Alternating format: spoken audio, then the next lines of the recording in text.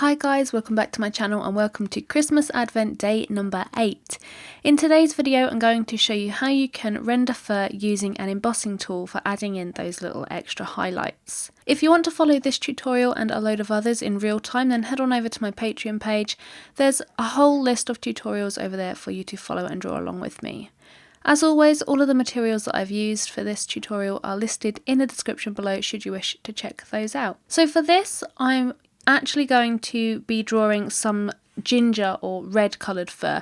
So if you want to follow the tutorial for the colours used and how to render that kind of fur, I'll pop a card and a link in the description for that tutorial that's on my channel. To start with, what I'm going to use is an embossing tool or an etching tool. It's basically in a pen format. It has small balls on the end of the nib and they come in a range of different sizes. So the one I'm using is a 0.6mm and a 1mm. So what I'm doing before I add any colour down onto this little circle, I am just etching in some fur lines. So I'm making some lines in the direction that my fur is going with the different sized heads on this tool. So I'm just adding in some fur lines and texture all over. So I'm mainly adding in areas that have the whitest fur. So for this I'm creating a kind of wiry kind of fur, not really a smooth fur. This kind of technique would be best if you have a wiry dog or some coarse looking fur. So I've just added in some embossed lines all over, and then as we start to add the colour will avoid these areas. So it will act like a bit of a resist. So you won't get any colour in those grooves where you've embossed those lines.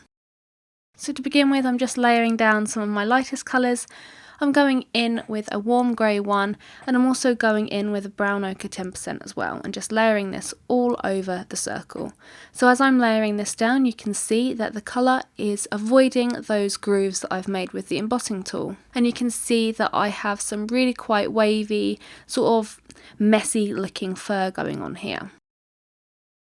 I'm then adding down my mid-tones, and for this I'm using the burnt ochre Polychromos pencil, and as I start to get darker with my colours and just generally shading all over, you can see those lines popping out even more. So these lines are acting like the highlighted areas of the fur.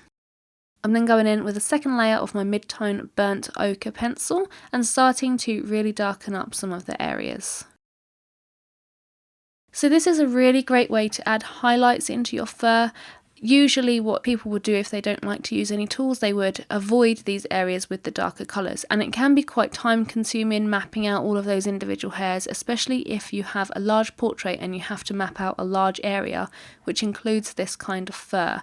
It can become quite daunting, and sometimes, especially for me, I don't know about any others, but I lose motivation if I have to render fur in that manner.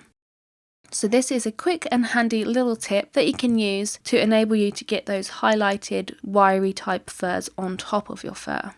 This is also a good way to get whiskers and fine lines onto your fur. I also use this technique if I have a black and white cat. Usually on black and white cats or black and white dogs, you have a few of the white hairs ticked over into that black fur, and it can be quite difficult to map out those hairs once again. So just using the embossing tool to add those fine white hairs onto the black areas or the darker areas is just a really quick and easy way to save you a lot of time on your portraits. This is also good for wiry fur, so you can get a really good wiry texture by adding a lot more of the embossed lines. You can add fewer embossed lines for a more softer look with a few kind of coarse wiry hairs poking out every now and then. You can add a small amount of hairs like I have, so you just get like a spattering of white on top of your fur where the highlighted areas are. Or you can add a lot for really coarse hair. So on my example, I've just gone over and started to add in my darker colours, so I've added in some burnt sienna and I've also added in a little bit of walnut brown. I've used some shading motions to begin with on the base layers, and then as I've built up to the darker areas, I've started to use some fur lines, so I've started to mimic the kind of lines that you can see that are embossed on the portrait. If you find that you've added too many lines with your embossing tool or your etching tool, you can fill in the lines, but it takes a little bit of time. So you can use a really sharp pencil to really get into the groove and creases of those, just to sort of tone them down a little bit if you don't want them quite white. One thing that I wouldn't suggest doing when using this method is using a solvent blender, because when you use a solvent blender, it liquefies the pigment and the binder of the pencil, and it actually goes into all of those embossed lines that you've created, and it fills them with colour, so you don't end up having that embossed really bright white line. So I wouldn't suggest using a solvent blender for this. Other methods of blending are fine. I find burnishing to be quite effective here. If you want to see the difference between burnishing and blending, then I have a tutorial and comparison on that, so I'll leave a card up above and in the description below for you.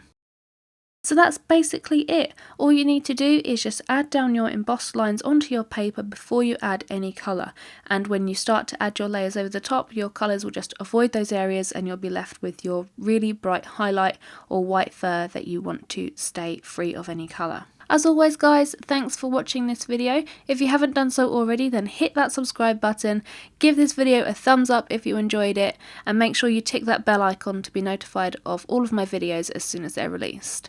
I will see you in tomorrow's Advent video. Bye!